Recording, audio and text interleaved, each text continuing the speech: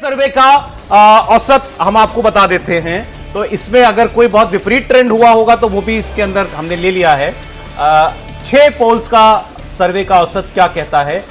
सारे poles NDA की वापसी बता रहे हैं। पहली बात तो मतलब एक भी पोल अभी तक दृष्टि में ऐसा नहीं आया जो ये बताता हो कि महागठबंधन की सरकार बनेगी। India TV Matrize NDA 147 to 167, Chanakya today 130 से 138, ये थोड़ा सा लोअर साइड पर है। पोल स्ट्रैट 132 से 140, अगर मैं ठीक पढ़ पा रहा हूं तो जी। पोल डायरी 33 से 48, 133 से 148, पोल डायरी 184 209। ये तो 184 से शुरुआत कर रहे हैं एनडीए के लिए, मतलब ये 200 पार बता रहे हैं। जेवीसी 135 से 150 एनडीए, डीबी रिसर्च 137 से 152।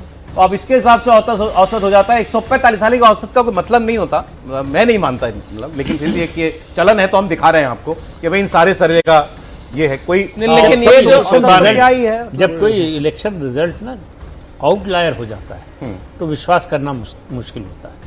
मुझे 2014 का चुनाव याद है, यही चाणक्य का जो है एग्जिट पोल आया न्यूज़ 24 में कि 73 ±7, वहाँ सबने प्रोग्राम रुकवा दिया।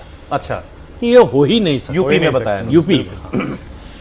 तो हमने कहा कि शुरू से हम कह रहे थे कि उत्तर प्रदेश में बीजेपी ने जो सबसे बेस्ट किया है अब तक उससे बेहतर होगा। तो समता पार्टी को मिलाकर 61 सीटें जीती थी बीजेपी 98 में।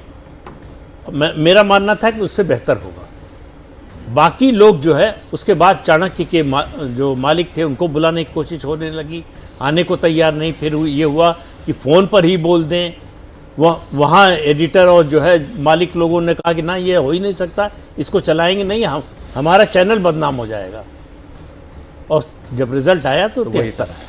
सोनू जी बता दें, तो अभी भी आपको वो 200 वाला ही ज्यादा पसंद आ रहा है? 180 से 200। देखिए 48 मनोज जी चाणक्य के बारे में बता दे। वो चाणक्य नहीं है जो देती है, चाणक्य स्ट्रेटेजी है, चाणक्य स्ट्रेटेजी। मनोज जी, लेकिन जो वोट के अभी तक हम लोगों ने जितना सेफोलॉजी देखा है कि अगर वोट 48.6% यानी 49% है और दूसरी ओर 36.5% वोट है, तब ये सीट 175 के ऊपर जाएगी। एक मैंने कहा। दूसरा है कि इसमें कुछ सीटें जो होंगी वो जो आप बता रहे हो क्लोज फाइट की होंगी।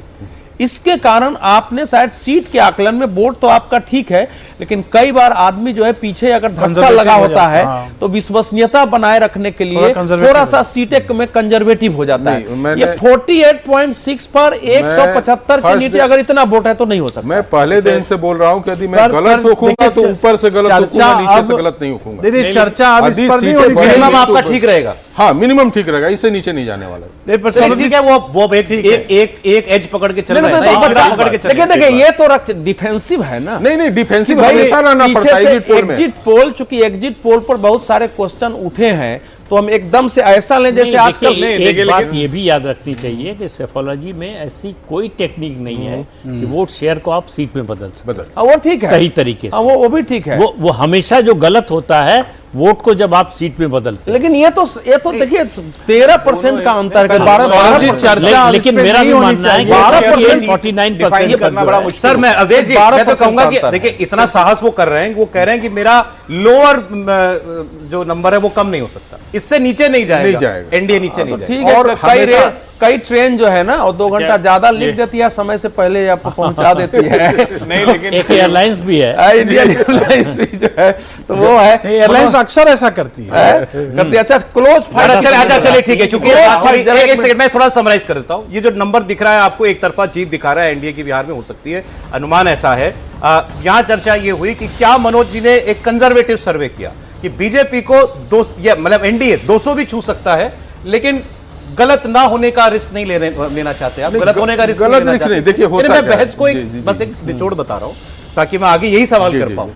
क्या 200 के करीब जाना ज्यादा संभावना है या इसकी ज्यादा संभावना है जो दिख रहा है अगर जीत एनडीए की है? देखिए मैं फिर से वो बता देता हूं जो नंबर मैंने बताया। मुझे लगता है कि भाजपा और जनता दल यूनाइटेड मिलकर 140 के आसपास रहे। सही है, ये मेरा पहले दिन से आंकड़ा है जो मैं सीटें पढ़ पा रहा हूं, देख पा रहा हूं।